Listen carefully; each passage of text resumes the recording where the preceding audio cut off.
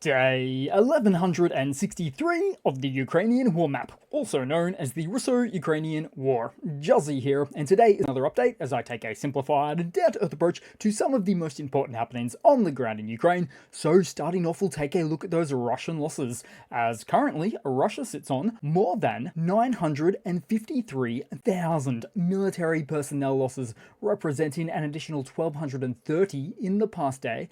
Then as for hardware, 3 tanks, 11 APVs, 45 artillery, a multiple rocket launcher, and 2 air defense systems, including this big ticket item of a Book M3 surface-to-air air defense missile system. And on top of all that, one signed mineral agreement. Because in a significant development in Washington, D.C., Ukraine and the United States have formalized a landmark minerals agreement, establishing the United States-Ukraine Reconstruction Investment Fund. The agreement follows months of back-and-forth diplomatic tensions, to say the least, but now marks a major step forward in US-Ukraine relations. The fund will operate under a joint management model, with both countries participating in the decision-making process. According to details released after the signing, Ukraine will contribute 50% of revenues from new extraction licenses of state-owned mineral assets into the fund. Ukraine's PM, Shmyhal, highlighted a key point on this agreement, that Ukraine retains full control over its subsoil, resources, and infrastructure. Other officials also clarified that it is the Ukrainian state that determines what and where to extract. This part of the agreement directly addresses concerns about foreign control of mining assets and clearly preserves Ukrainian sovereignty. Another major provision: all profits generated by the fund during the first decade will be reinvested directly into Ukraine. Instead of flowing to outside stakeholders, the money stays in the country, channeling into new projects, rebuilding efforts, and more. So what does the US get out of all this? The benefits to the US are several, including access to critical minerals, as the deal grants US entities preferential access to Ukraine's untapped reserves of rare earth minerals, think lithium, titanium, and other vital deposits used for clean energy, aerospace, defense, and the tech sector. Also, by contributing to this fund, the US could profit from new high-value development projects within Ukraine's resource and infrastructure sectors, plus the strategic association. The deepening of the US-Ukraine partnership paves the way for American companies to enter Ukraine's expanded post-war economy, and securing their own national security interests by securing further access to rare earth minerals. The deal could also lead to zero-tariff trade between the two countries, improving cross-border commerce, with US officials suggesting to bring in more international investment partners, evolving the fund into a global engine for Ukraine's recovery and for a globalized prosperity. So this latest and signed version of the agreement marks a clean break from the earlier lopsided deals. It's joint, strategic, and full of mutual incentives.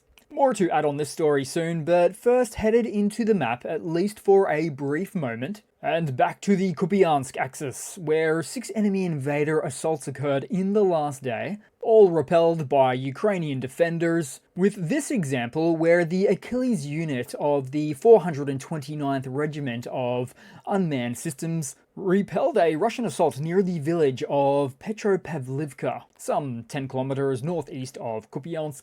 Then to the adjacent front and northern border, where Russian forces made renewed attempts to breach Ukraine's defensive lines near Vovchansk, but failed to push hard, broke nothing, crawled back. Then headed further down the map, where Ukrainian infantrymen from the Signum battalion destroyed 5 Russian D-30 howitzers and an ammunition depot in the Lerman direction.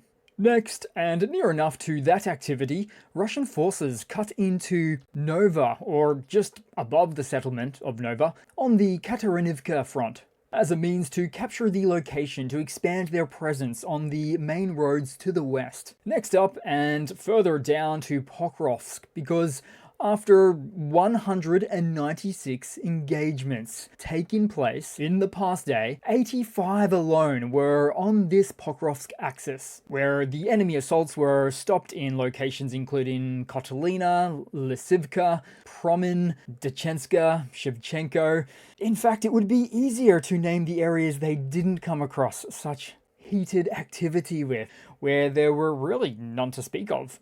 And with, at the moment, nearly 50% of Russian attacks coming from this one region, it lends itself to the old adage of actions speak louder than words, as the Russian MOD has clearly still earmarked this location as a top priority. Then, somewhere on the map, some nice footage of a Ukrainian laser-guided Advanced Precision Kill weapon system, aka the APKWS rocket for short, seen slamming into a Russian Shahed 136 attack drone, sending it spiraling towards the ground. The low-cost laser-guided rocket was fired and guided by an L3 Harris Vampire SAM system. And seen here, there's a need to slow down this footage right down because it looks to be a kinetic kill, that is to say, destroying a target by means of using pure impact energy through a combination of speed and mass, which would be unusual in this case, given the 70mm APKWS rocket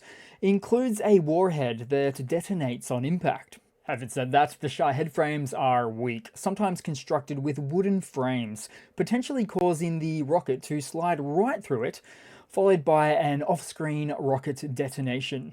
Then headed all the way up to Russia for a moment as we see the city of Moscow gearing up with practice runs for their upcoming annual parade next Friday. Putin is really looking to impress this year with as many tanks as he can get, as soldiers were seen marching in the lead up to the event, and even a small contingent of Chinese soldiers. A bit odd considering their official stance as a neutral party, China, to the Russo-Ukrainian conflict, taking part in these types of drills. And so all of these actions, preparations, they act as a almost soft form of power where Russia intends to send a message of strength and invincibility right at a time when peace or ceasefire negotiations are taking place. It's even been said that a high-ranking official from the US will attend the ceremony, with some speculating that it could be Defense Secretary Marco Rubio, but my money's on Witkoff, if anyone, based on the recent favourable look in relations between himself and Putin in recent times. Meanwhile, and on the topic, apparently Ukraine's intelligence chief said of the upcoming event to bring earplugs, quote-unquote, with no further comments on the matter. Whether that comment is true or not, it has been reported and out in the open now, possibly designed to, in the very least, put the Kremlin on edge leading up to the event. But no donkeys and carts carrying toilets are to be expected this year, as unfortunately, it's not exactly a visual that tends to project power outwardly to the globe. We have so far seen a few horses though.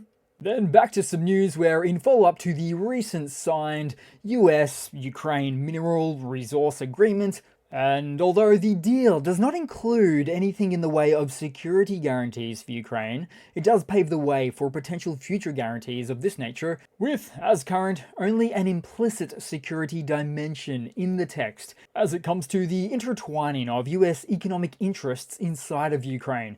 However, immediate security benefits already appear to have materialized due to reports that Trump's administration is now moving forward with its first arms export to Ukraine since returning to office. The $50 million direct commercial sale, quietly notified to Congress, includes defense articles and services, marking a notable shift after a prolonged period of all Ukraine aid becoming paused for review. And it all comes as Ukraine eyes up to $50 billion in future US arms buys as part of a long-term defense strategy, with billions expected to be funding the spoken of Ukrainian requirement for air defense systems from the States, including more of the US Patriots.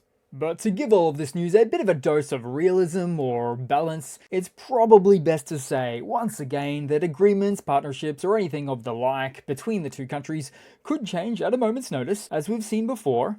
But for now, the trajectory suggests a more stable and strategically aligned partnership taking shape that's harder to break.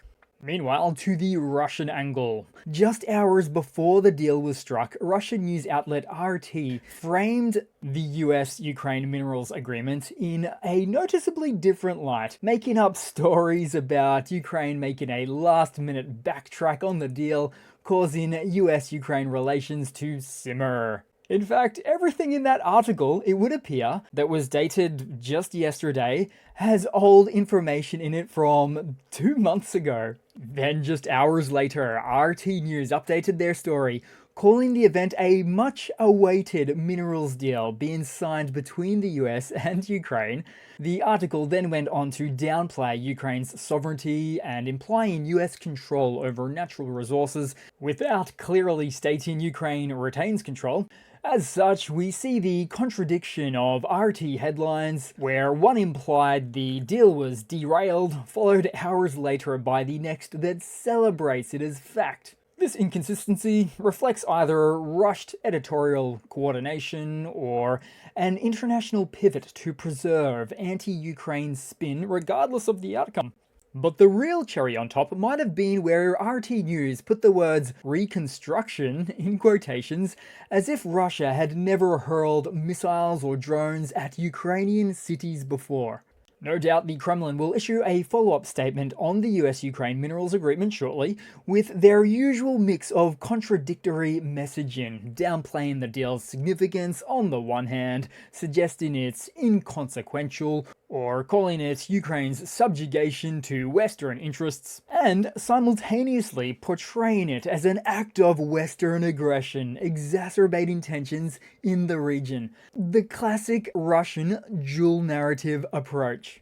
Then headed across to a super quick 5-second dark humor piece to round off the video today, because also seen on the map, in the sector held by the 60th Mechanized Brigade, Russian forces appear to be employing a new tactic, advancing in plastic coverings, seemingly under the impression that it offers concealment even during daylight. It did not, and it does not, at all, come day or night. So that's it for today, guys. Thanks again for watching. Please continue to like, comment, subscribe. Thanks once again for all of the support, and I do hope to see all of you guys there in the next one. Cheers!